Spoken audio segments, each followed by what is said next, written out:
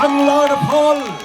আজকে সেই বাংলার মাটির গন্ধ শুকে বাংলার মাটিতে গানে গানে বাংলা গানে আমাদের মন জয় করতে এসেছে বাংলার বিখ্যাত ব্যান্ড ফকিরা ব্যান্ড।